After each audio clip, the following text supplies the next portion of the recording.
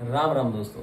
मेरे को पता है कि मेरे चैनल पे काफ़ी टाइम से कोई वीडियो नहीं आ पाई, क्योंकि लॉकडाउन था, मेरा कहीं आना जाना हो नहीं पा रहा था, कहीं घूमना फिरना हो नहीं पा रहा था। इस वजह से मैं आप लोगों के आगे कोई वीडियो ला नहीं पाया। पॉसिबली कोशिश बड़ी करी कि कोई ऐसा इंटरेस्टिंग टॉपिक लाऊं जिस पे वीडियो बनाऊं।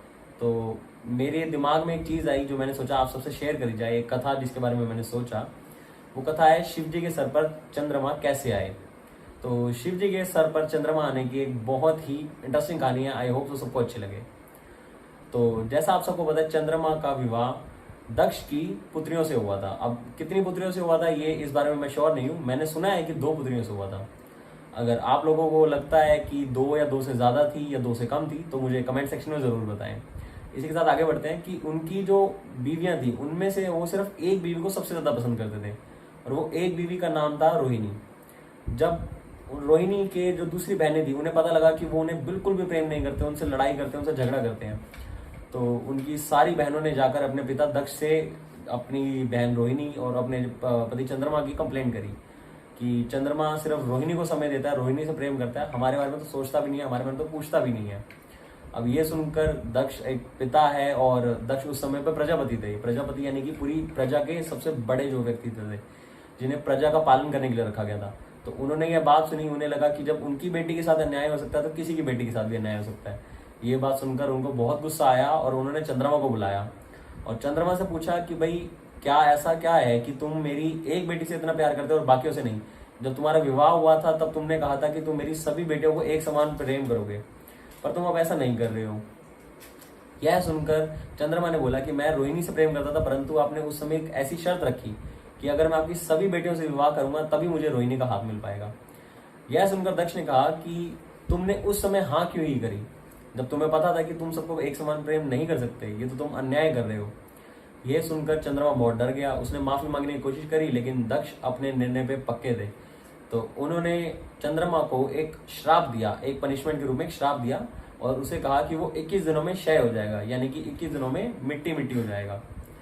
तो जिस दिन उन्होंने उस चंद्रमा को श्राप दिया, चंद्रमा ने बड़ी माफी मांगी। चंद्रमा ने बोला कि भगवान प्लीज मुझे माफ कर दीजिए, मुझे छोड़ दीजिए, मेरे से गलती हो गई।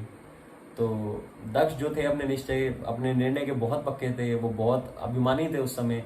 इवन वो शिव की नहीं सुनते थे, शिव को कुछ नहीं मानते, तो चंद्रमा तो क्या ही था उनके लिए। तो उन्होंने उसे अपनी सभा से भगा दिया।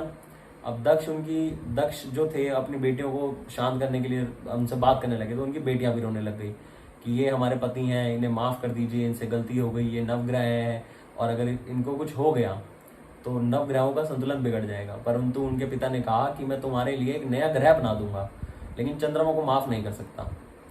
अब चंद्रमा का जीवित रहना बहुत जरूरी था। अगर वो कुछ भी उसे हो जाता उस समय, तो चंद्रमा को आप समझ सकते हैं कि चंद्रमा नवग्रहों में से एक था। अगर उसे कुछ हो जाता तो नवग्रह का संतुलन बिगड़ जाता, और ये पृथ्वी और जो जितने भी ग्रह हैं और जितना भी जीव जंतु है सब पर इसका बहुत ज्यादा इफेक्ट पड़ता। तो इसे रोकने के लिए अब कुछ तो करना जरूरी था। तो चंद्रमा को मरने नहीं दे सकते थे। तो चंद्रमा ऐसी जगह पे गया जहां आज का गुजरात का सोमनाथ मंदिर बना हुआ है। उस जगह पर जाकर वो अपना क्षय होने का इंतजार करने लगा। उसकी बीवियां उसके पास भागी भागी आई। उन्होंने बड़ा कुछ सोचा कि कैसे किसी तरह हम चंद्रमा को बचा सके। उन्होंने हर एक से पूछ के देख लिया, कहीं से कोई रास्ता नहीं मिल पा रहा था, कोई भी चीज़ इस चीज़ का सोल्यूशन नहीं मिल पा रही थी। तो लास्ट में उन्हें एक ऋषि ने कहा कि उन्हें शिव जी को प्रसन्न करना चाहिए। यदि वो शिव जी को प्रसन्न कर लेंगे तो शिव जी को प्रसन्न करने के बाद उनका सारा काम ठीक हो जाएगा। तो उन्होंने महामृत्युंजय जाप को खोजा और उसे सार्वजनिक रूप से सबके आगे पेश करा। महामृत्युंजय का जाप करते करते उन्हें 21वां दिन होने ही वाला था कि शिव जी प्रसन्न होकर उनके आगे आए, और शिव जी ने कहा कि क्या हुआ, अब मैं तुम्हारी तपस्या से प्रसन्न हुआ हूं, तो तुम मुझे बताओ कि तुम्हें क्या वरदान चाहिए। तब दक्षी पुत्रियों ने कहा कि हमें ये वरदान चाहिए कि आप हमारे चंद्रमा को जीवित रखें, किसी भी तरह इसे जीवित रखें। शिव जी ने कहा कि इसने करा तो गलत है, परंतु यह नवग्रहों में से एक है, इसलिए मैं इसे जीवित रखूंगा। और यह कहकर शिव जी ने चंद्रमा को अपने सर पर धारण कर लिया। और इसी के साथ अब हमें एक चीज पता लगी कि जो शिव का हो गया वो काल से परे हो गया, वो महाकाल के साथ जुड़ गया।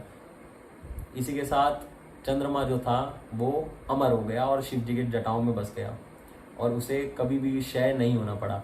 अब जो हम देखते हैं आज की डेट में कि 21 दिन बाद चंद्रमा छोटा हो जाता है और 21 दिन बाद चंद्रमा बड़ा हो जाता है, ये सब इसी कहानी से रिलेटेड था, क्योंकि उसे श्राप ही 21 दिन के अंदर क्षय होने। इसी के साथ नमस्ते एंड बाय बाय।